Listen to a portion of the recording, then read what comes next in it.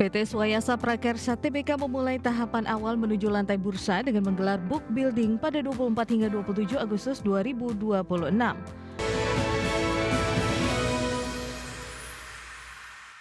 Masih di Market Buzz, pemirsa, selanjutnya kita akan coba lihat beberapa informasi dari perkembangan beberapa emiten yang terdaftar di Bursa Efek Indonesia. Kita ke informasi yang pertama, PT Swayasa Prakarsa Tbk bersiap menggelar penawaran umum perdana saham atau IPO di Bursa Efek Indonesia. Emiten hilirisasi riset terafiliasi UGM berkode SWAP ini mengincar dana segar hingga 42,5 miliar rupiah. PT Swayasa Prakarsa Tbk memulai tahapan awal menuju lantai bursa dengan menggelar book building pada 24 hingga 27 Agustus 2026. Berdasarkan prospektus resminya, emiten dengan kode saham SWAP ini mematok rentang harga penawaran Rp130 hingga Rp140 per saham. Perusahaan yang berfokus pada hilirisasi riset alat kesehatan dan herbal ini melepas 323 juta saham baru atau setara 30,3% dari modal disetor. Perusahaan didirikan sejak 2012 di bawah naungan Universitas Gadjah Mada. Perseroan memproduksi berbagai alat kesehatan inovatif hasil riset universitas.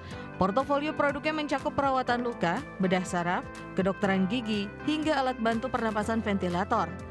Direktur Utama Swayasa Prakarsa Bondan Ardining Tias menyatakan bahwa IPO ini menjadi pendorong transformasi perseroan agar lebih transparan, akuntabel, serta memperluas dampak produk kesehatan dalam negeri. Manajemen mengalokasikan dana hasil IPO sebesar Rp15,8 miliar untuk kebutuhan modal kerja pembelian bahan baku dan operasional. Selain itu, sebesar Rp12,2 miliar akan dialokasikan sebagai belanja modal untuk pembangunan gedung baru di Purwomartani, Sleman, serta kendaraan logistik. Sementara sisa dana sebesar Rp12 miliar dimanfaatkan untuk melunasi utang perseroan kepada PT Gama Multi Usaha Mandiri dan Yayasan UGM.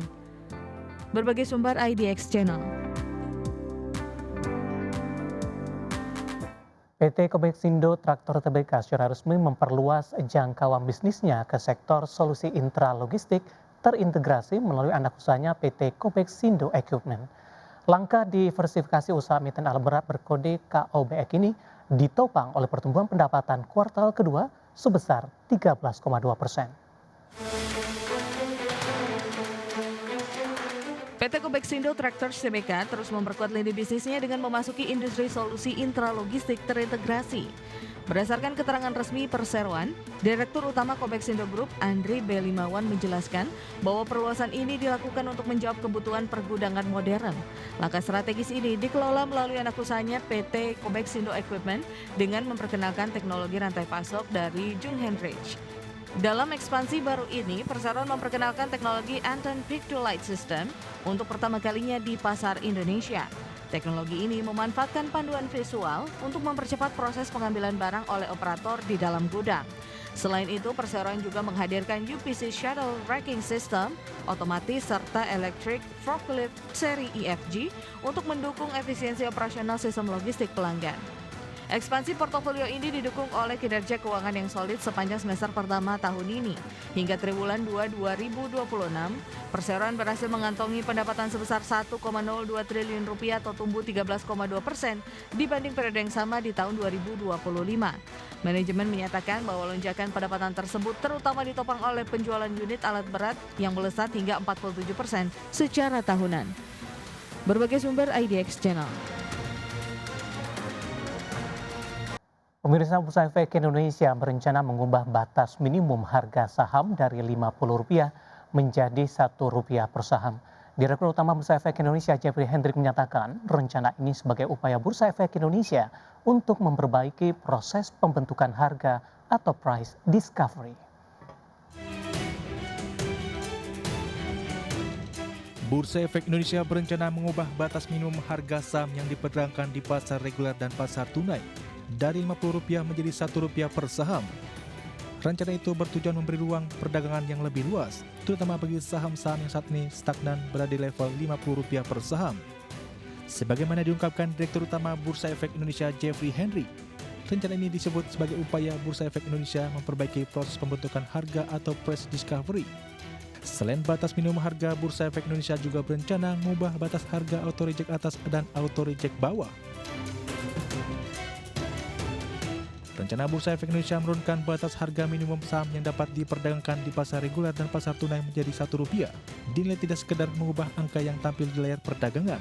Kebijakan itu berpotensi membuka ruang bagi saham dengan harga sangat rendah untuk benar-benar ditransaksikan di pasar reguler melalui mekanisme continuous auction di pasar tunai.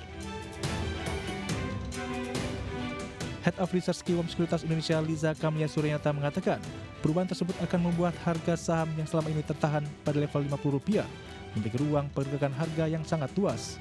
Dengan begitu, investor memiliki ruang untuk melakukan transaksi sekaligus membentuk harga yang lebih mencerminkan kondisi permintaan dan penawaran. Namun ia mengatakan peningkatan frekuensi dan nilai transaksi hingga 2 atau 3 kali lipat belum tentu menunjukkan bahwa likuiditas pasar menjadi lebih sehat.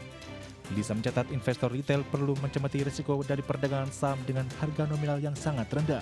Harga yang terlihat murah dapat menimbulkan persepsi bahwa saham tersebut memiliki potensi kenaikan yang besar, padahal kondisi fundamental perusahaan bisa saja terus memburuk.